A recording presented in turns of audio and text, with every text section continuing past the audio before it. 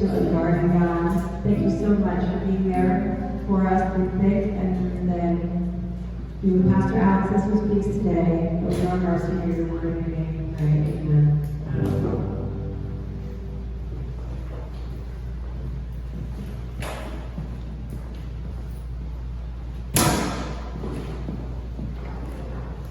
So what comes into your mind when you hear the word church? When I say church, what do you think of? And maybe the better question is, what comes into the mind of our family and our friends and our coworkers and our neighbors when they hear us say the word church? What do they think about? What do they imagine? I know for me, it's a mix. Like, it's not just all good, it's not just all bad, it's a mix of things. I mean, there's moments of community and purpose. I can think of people who have greatly impacted my life and set the whole trajectory of my life came from church. But at the same time, there's lots of memories of boredom, anxiety, and even betrayal that come to mind when people say church. I conducted an informal survey on my social media accounts, and I just asked people, what do you think of? What comes to mind when I say church, when somebody says the word church? Here's some of the things that people wrote online. Hypocrisy, self-righteousness, narcissism, a lonely place where I can't be myself, a place where I looked for gracious and loving connections and found none. Ouch, that one really hurts. Judgment, manipulation, just another business after my money.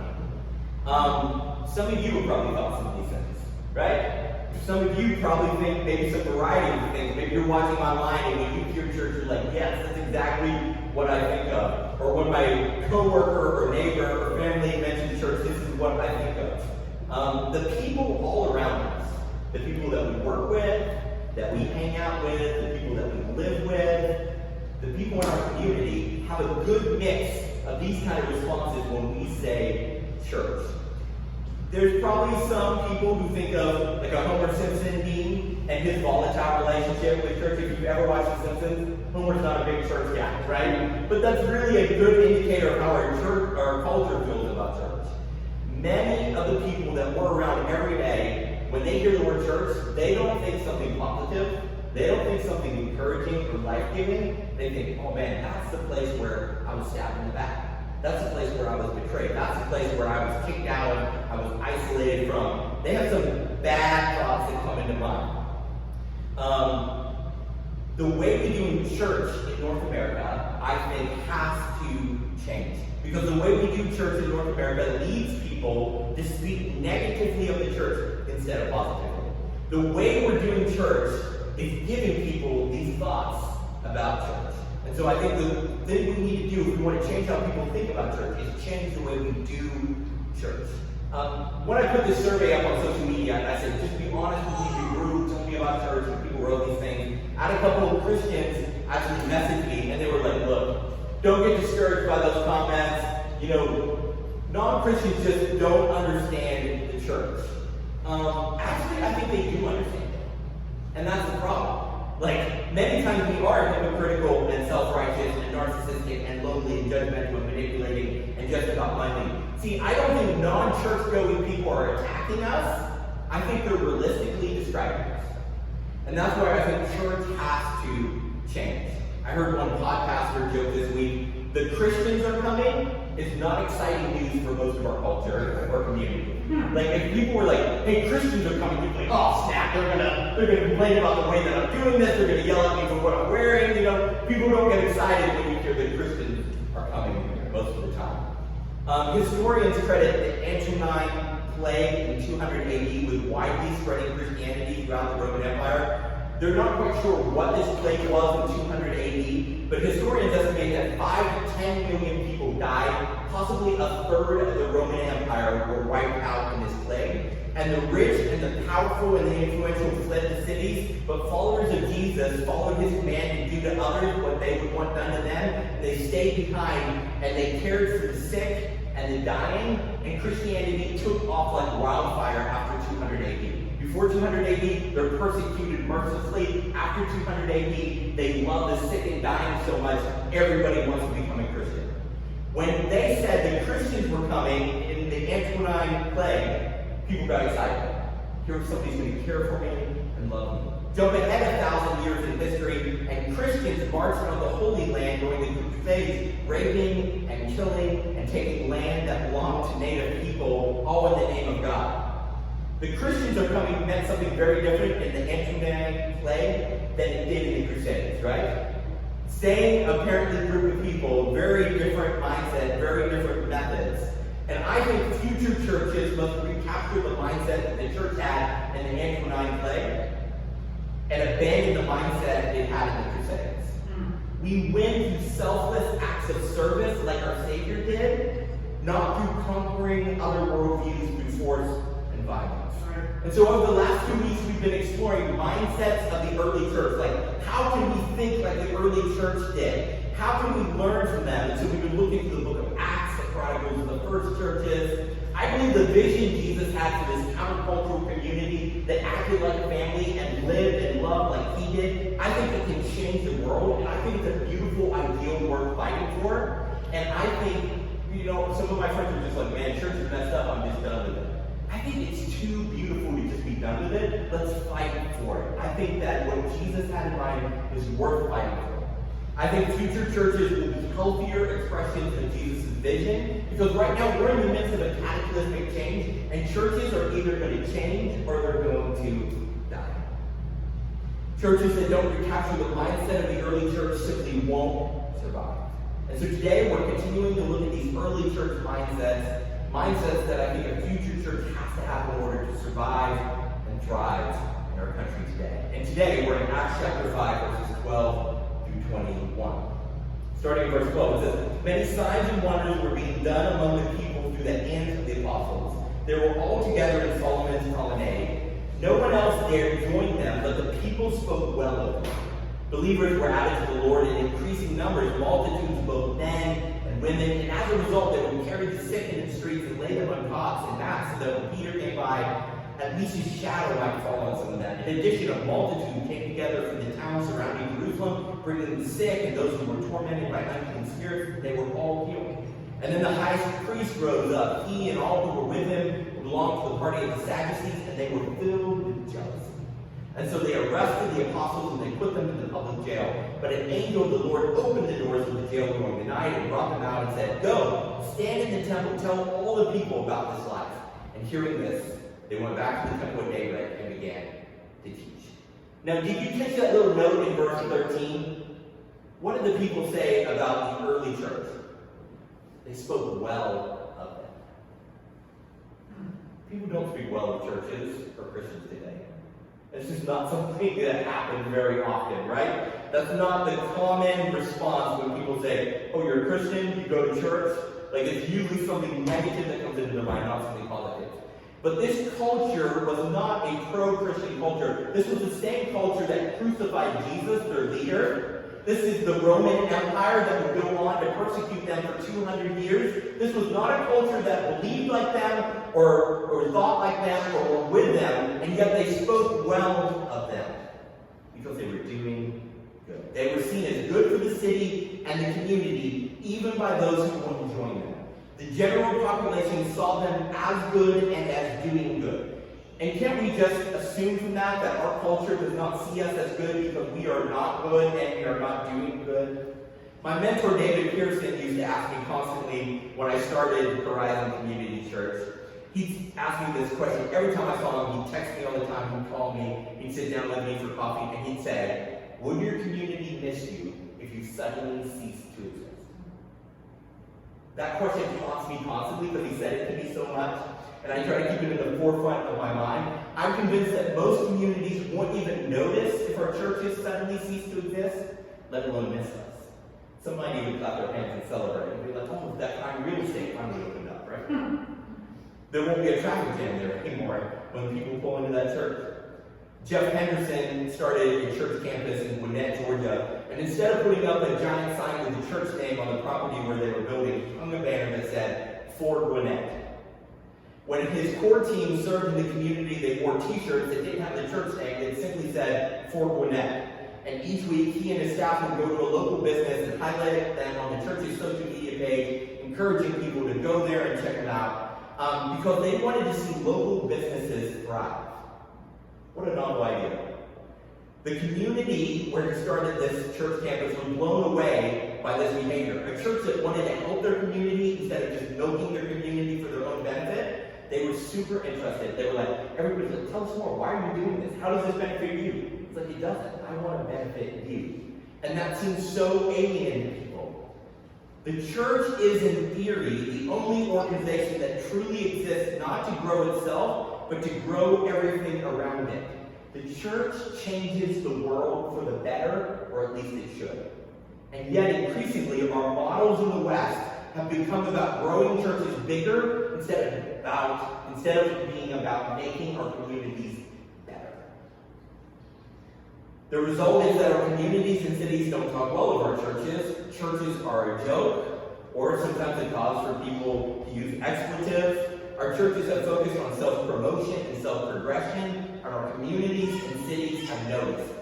Modern churches aren't for anything, it seems, except themselves. I believe future churches will be for the people outside of themselves. Shortly after moving to the Philly suburbs, I found Bryn Mawr Beautiful, which is a local nonprofit that cleans up the area, plants gardens, hangs baskets of flowers during the summer. If you've driven down Lancaster or walked down Lancaster, you've probably seen some of their baskets. They run from Rosemont down to Haverford. Our church has worked hard with them for over 4 years because we want to be a force for good. We want to help people who are doing good before we got here and help them continue to do so. But I will tell you this, the first time I showed up at one of their meetings, and I was like, hey, I'm a pastor, started this new church, I want to be helping you in the community. They were super suspicious. They were like, you just want to get your church name out there. This is just an attempt to kind of slap your church name on something. I was like, no, I don't have to get any credit. It doesn't have to be a church name on anything. And for over a year, they were super suspicious of me. And as I kept showing up and doing tedious projects and demanded no praise or attention from my church, they became more and more interested in what I had to say about Jesus. In fact, some of them started asking, so what's your deal?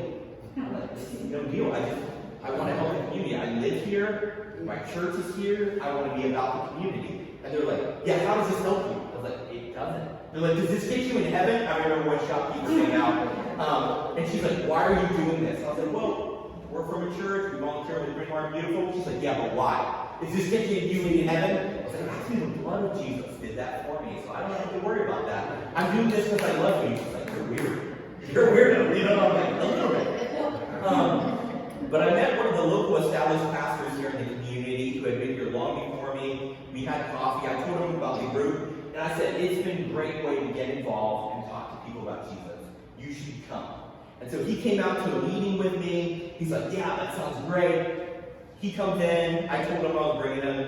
He stands up, introduces himself, immediately hands invite cards out to everyone, and talks for 30 minutes about how they should come to his service.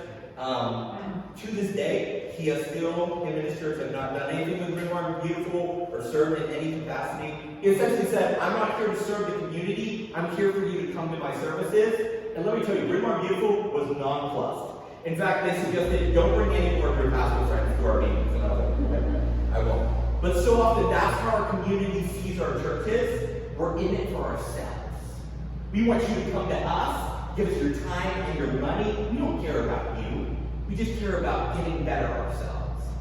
If we want to be future churches that won't just survive but thrive into the unknown future, we have to stop seeing our mission as gathering people in a building for services and start seeing our mission as mobilizing people to serve their communities and their cities in the name of Jesus Christ. You go out from here and serve in your workplaces, in your neighborhoods, in your families, in your communities. That's where we put the action in our service to Jesus.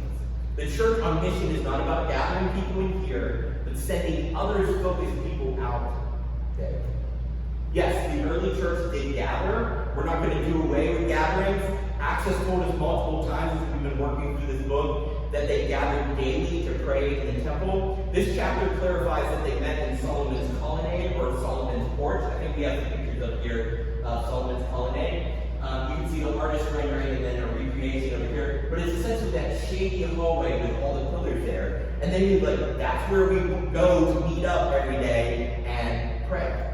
But these corporate gatherings didn't drive the growth of the early church. The effect they had on the community and the city drove the growth of their services.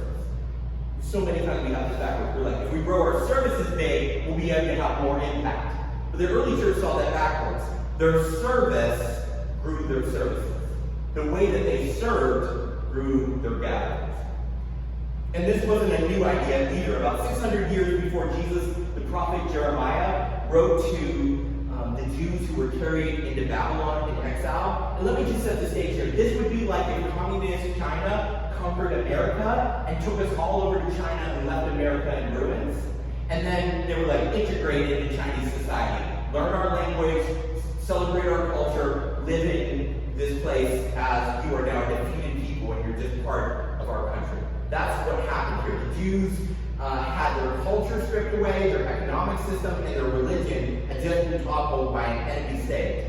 And so the Jews were naturally like, we need to sabotage this city, we need to take it down, we need to escape and get back home, we need to fight back against this evil, anti-God culture. Instead, God directed the prophet Jeremiah to say something very different. In Jeremiah 29, verses 4 through 7, it says this: "This is what the Lord Almighty, the God of Israel, says to all those that I have carried into exile from Jerusalem to Babylon.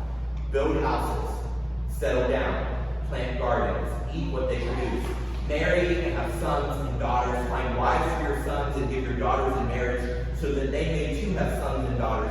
Increase in number there, do not decrease. Seek the peace and prosperity of the city to which I have carried you into exile. Pray to the Lord for it, because if it prospers, you too will prosper."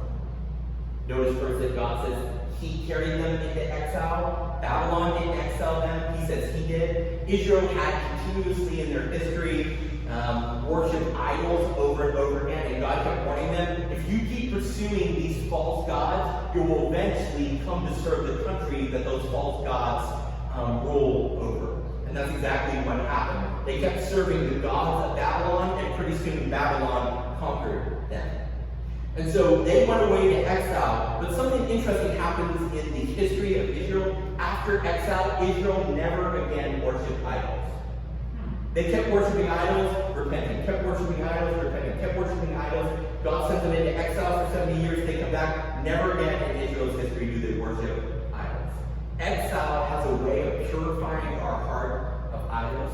David Kinnaman, the president of Barna, which is a research group, calls the atmosphere the modern Western church finds itself in a digital Babylon. We live in a post-Christian culture, and I believe this is an exile that God orchestrated and will purge the church of our American Christian idols.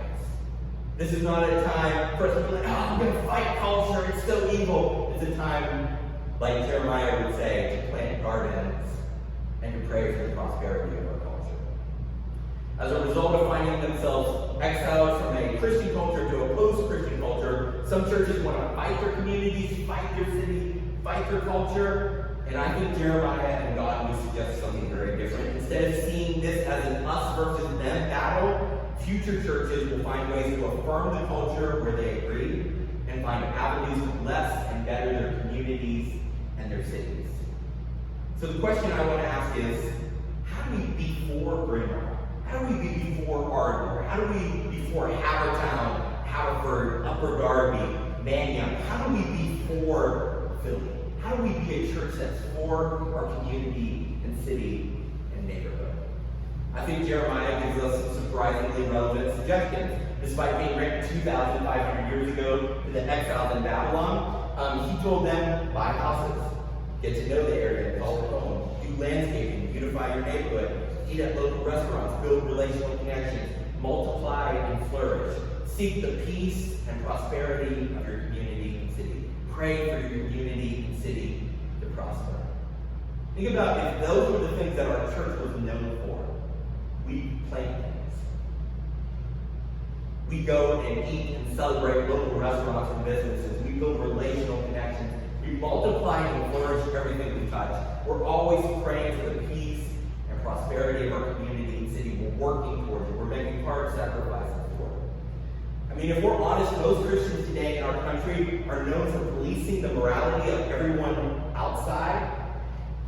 Our churches have trained us so many times to be the judge and jury on the behavior of others. I think church has to change. And if it doesn't, it's going to die. If we Christians are going to be spoken well of like the disciples in Acts 5 were, we have to be known for something different than critiquing how everyone else is living. And I think the only critique we should have is how well we serve others, how well we serve our communities and our cities. Our love should critique their hate. Our generosity should critique their greed. I think if we're honest, our churches today have the reputation of the Sadducees, not the reputation of the early church. Did you notice why the Sadducees arrested the apostles? It says because they were jealous. Because people spoke well of them, but they didn't speak well of the Sadducees. People had good things to say about the disciples of Jesus, and not good things to say about the Sadducees. Because the Sadducees cared about money and power and influence and policing everyone else's behavior. And the disciples didn't care about money or power or influence. They just wanted to help people, to heal people, and to better their city by talking about the way of life available to all of us as students of Jesus. See, when our culture has negative things to say about the church, we can respond like the Sadducees and say, it's the people's fault. Or we can act like a future church and change what they're right about. Because their criticisms are coming out of real lived experience. Future churches will teach people not to judge the culture by a higher standard than they themselves follow. Future churches will teach their people to be for their neighborhoods and communities and cities. I think churches who are for their communities will build trust with people, and I believe the gospel, the good news of Jesus, moves at the speed of trust. You know why the gospel seems less effective today? Why I look around and I'm like, man, why don't we see people having their lives transformed by the story of Jesus, by his message, by the salvation that he offers, the way of life he invites us into? It's not because the gospel has lost its power. It's because the gospel moves at the speed of trust and the messengers have lost the people's trust. And we're the messengers. When I started Horizon, we passionately pursued serving the community. It's one of our core values. We talk about it every couple of weeks. We believe the church exists to serve, not to be served. However, 2020 put a lot of things on pause. It was like hard to get people together. People were locked in our homes. We were unsure about the virus. Local community groups moved online or stopped meeting for a while. All the unknowns of the virus resulted in it making it hard for us to assemble and serve. We must recapture our mindset of being community-focused if we're going to be a future church. I remember I had a conversation with an established church pastor shortly after moving up here and starting Horizon. And he commented on all the community service we were doing, the way we were working with local nonprofits and food pantries and doing landscaping, cleanup projects, and just serving any way we heard about, any way we could.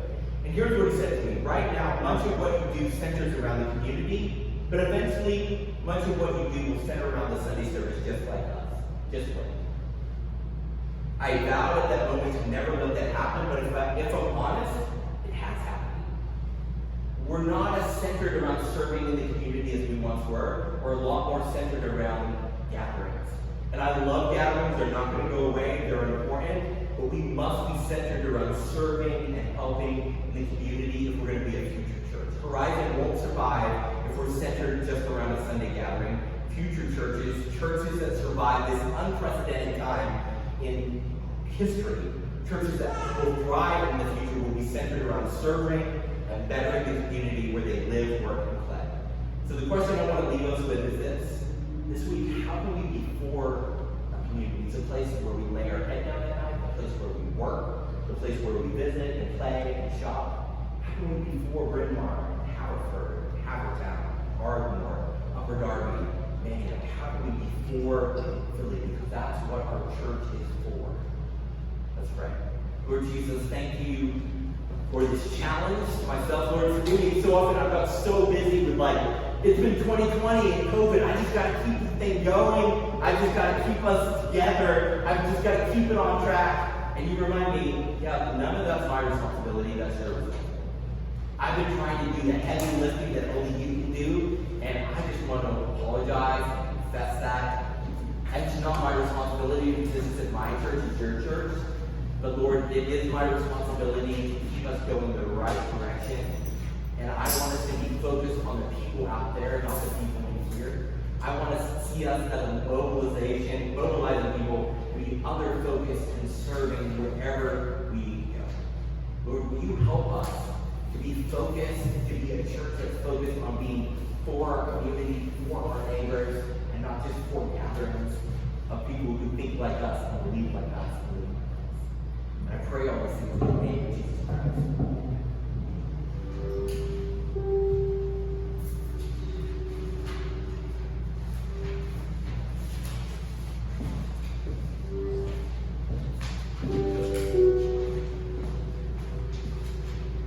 In that same thought process, this last song, we've done it before. Hopefully you guys know it. Stand, dance, worship the Lord with your whole life. 1, 2, 3, come set your ruling reign. Our hearts again. Increase in us we pray. Unveil our name. Come set our hearts ablaze with hope. Like wildfire in our souls. Holy Spirit, come invade us now. We are your